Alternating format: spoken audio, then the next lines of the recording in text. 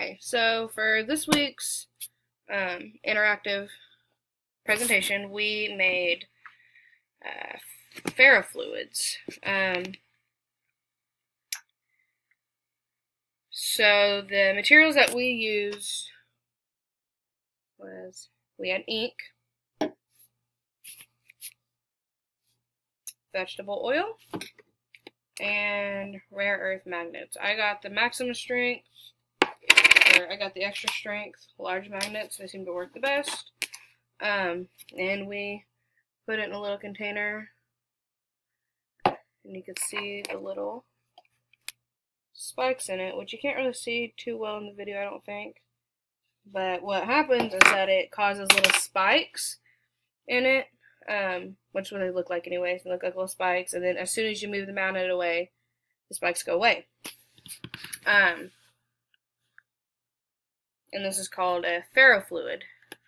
So, kind of the background and how this whole thing works.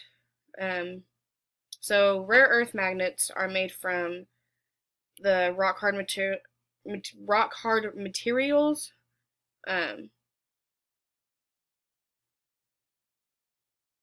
then ferrofluid is a stable colloidal suspension of supermagnetic iron oxide nanoparticles.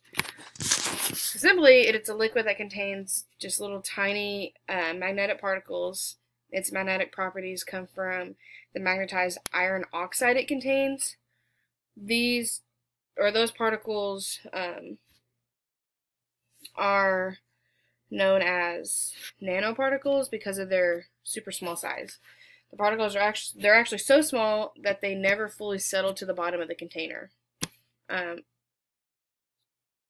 Ferrofluids are also quite special in the world of magnets because of their size. Light particles turn ferromagnetic magnetite into a super paramagnetic material, meaning they don't stay magnetized when removed from magnetic field, which explains how when you have the magnet under the liquid that we produced, it's showing the magnetic field type, what's happening, and then as soon as you move it, it goes back flat and doesn't show that anymore. So how ferrofluids work is that even though the tiny magnets would normally run into each other and stick, due to increased surface area in the liquid, this is negated, and it doesn't allow the magnetite to bunch up and lose its innate properties. Once the surfactant is bonded to the nanoparticle, it's considered a ligand. The ligand also has an attraction to the carrier fluid, and it kind of pulls the carrier fluid with the nanoparticles as they feel the magnetic force act upon them. I also found, while I was trying to understand all this, I also found like how ferrofluids are used. Obviously not to this degree, but it'd be like a higher degree of them. But ferrofluids have actually been around since the 1960s.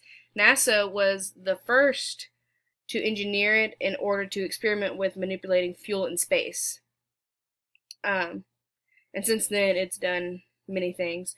The semiconductor industry uses it to create airtight seals around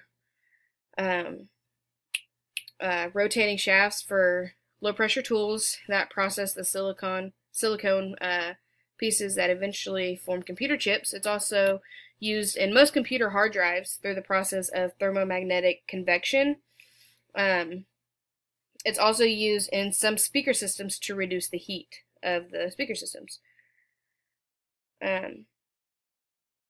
But for this experiment, it was just used to kind of see what it looks like and kind of see how cool it is just doing it at home. I also showed my 11-year-old brother it, and he thought it was the coolest thing he's ever seen. So, it's a pretty cool experiment. But, yeah. Thank you.